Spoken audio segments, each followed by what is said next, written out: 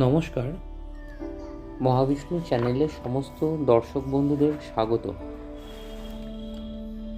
আগের দিন আমি বৃষ রাশি নিয়ে একটি ভিডিও আপলোড করেছিলাম। বলেছিলাম বৃষ রাশির বেসিক ট্রেটস নিয়ে কিছু কথা আলোচনা করেছিলাম, যে ডিসেম্বর 2024 অবধি বৃষ রাশির জাতক বা জাতিকাদের কেমন যাবে এবং তাদের রেমেডিয়াল পোর্শনটা নিয়েও আলোচনা করেছিলাম।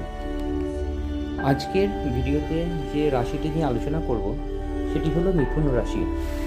মিথুন রাশিকে বলা হয় রাশিচক্রের তৃতীয় রাশি এবং মিথুন হলো একটি বায়ু ও পরিবর্তনশীল রাশি।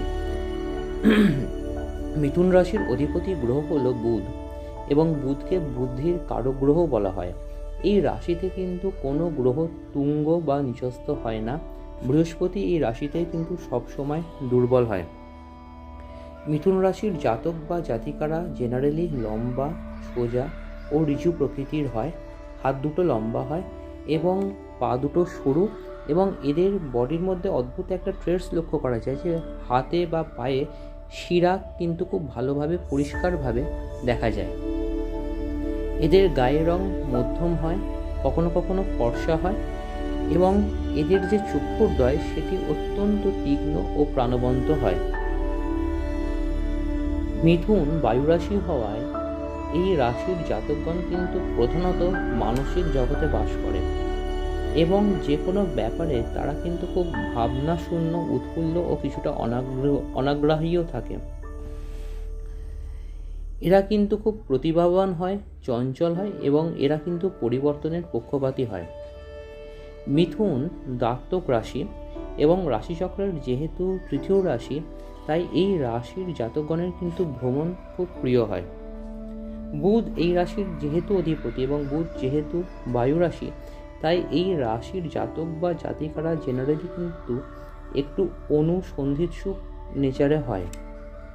এরা কিন্তু যে কোনো ব্যাপারে গবেষণা করতে ভালোবাসে।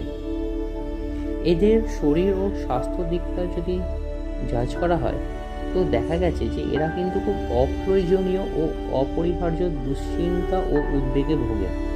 এবং মিথুন রাশি যেহেতু রাশিচক্রের তৃতীয় রাশি, মানে কালপুরুষের অঙ্গ বিচারের তৃতীয় রাশি, তাই মিথুন রাশির জাতক বা জাতিকারা কিন্তু প্রায়শই ফুসফুসের পীড়ায় আক্রান্ত হয় এবং এদের কিন্তু সারা জীবন ঠান্ডা লাগা, ইনফ্লুয়েঞ্জা, ব্রঙ্কাইটিস এইসব রোগ থেকে কিন্তু খুব সতর্ক থাকতে হবে।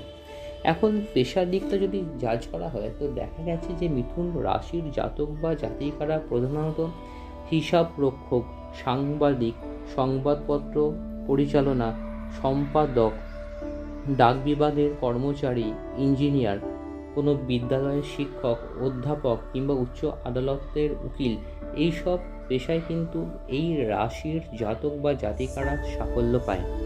মিথুন রাশি বাকপটুত্বের সহায়ক এবং কারণটা কি? কারণ যেহেতু বুধ হচ্ছে রুলিং লর্ড এবং বুধ থেকে জাজ করা হয় যে এক পাবলিক ইন্টারাকশান কেমন হবে, এবং কারোর ন্যাটাল চার্টে যদি বুধ ভালো হয় তো দেখা গেছে সেই জাতক বা জাতিকাদের মধ্যে একটা পাওয়ার অফ স্পিচ এদের বা ওরেটরি স্কিলস বা পাওয়ার অফ ইন্টারাকশান কিন্তু খুব স্ট্রং হয়।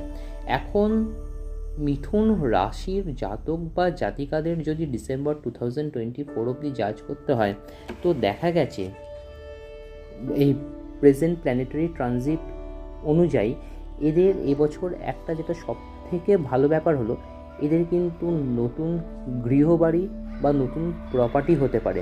কারণ হচ্ছে চতুর্থ ভাবের ওপর কিন্তু বৃহস্পতির ডাইরেক্ট দৃষ্টি রয়েছে এবং সব থেকে বড় ব্যাপার হলো বাড়িতে কোনো শুভ অনুষ্ঠানও হতে পারে এবং এই বছর কিন্তু এদের বাড়িতে নতুন গাড়িও আসতে পারে। তবে মিথুন রাশির জাতক বা জাতিকাদের যেটা থেকে সব থেকে সতর্ক থাকতে হবে, যেহেতু তৃতীয় ভাবের ওপর শনির ডাইরেক্ট দৃষ্টি রয়েছে, তাই এদের কিন্তু ব্রঙ্কিয়াল প্রবলেম থেকে বা ঠান্ডা লেগে যাওয়ার হাত থেকে খুব সাবধানে থাকতে হবে। আর এবছর একটা অদ্ভুত ট্রেডস জাজ করা যাচ্ছে যে এদের দশমভাবে কিন্তু মঙ্গল আর রাহু রয়েছে, তাই এদের কিন্তু কর্মস্থানে কিছু প্রবলেম ফেস করতে হবে এবং এদের কিন্তু সব থেকে যে ব্যাপারটা থেকে কেয়ারফুল থাকতে হবে সেটা হচ্ছে কর্মস্থানে এদের কিন্তু নাম ও যশ এই দুটোকে কেউ হ্যাম্পার করার চেষ্টা করতে পারে। এবং আর একটা জিনিস দেখা যাচ্ছে যে যারা ধরুন অনেক দিন ধরে কোনো অর্গানাইজেশনে চাকরিরত আছেন, এই বছর কিন্তু তাদের সেই অর্গানাইজেশন চেঞ্জ করে নতুন জায়গায় কিন্তু জব হওয়ার প্রবল থেকে প্রবলতম সম্ভাবনা আছে।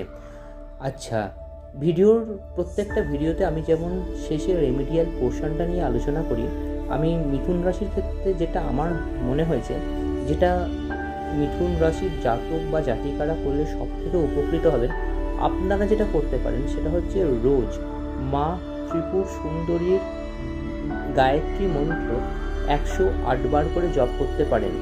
আমি মন্ত্রটি বলে দিচ্ছি। ওং ঐং ত্রিপুরা দেব্যৈ বিদ্মহে ক্লিং কাম ঐশ্বর্যৈ ধীমহি সৌঃ তন্ন ক্লিন্নে প্রচোদয়াৎ ওং।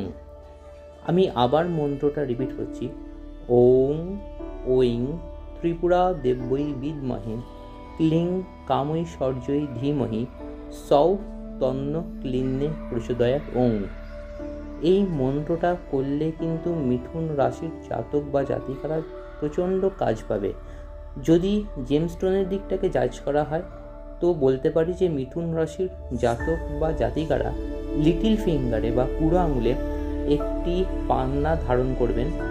মোটামুটি 3.5 থেকে 5 প্রতি একটি পান্না সোনা দিয়ে ধারণ করতে পারেন, তাতে কিন্তু আপনারা যথেষ্ট উপকার পাবেন।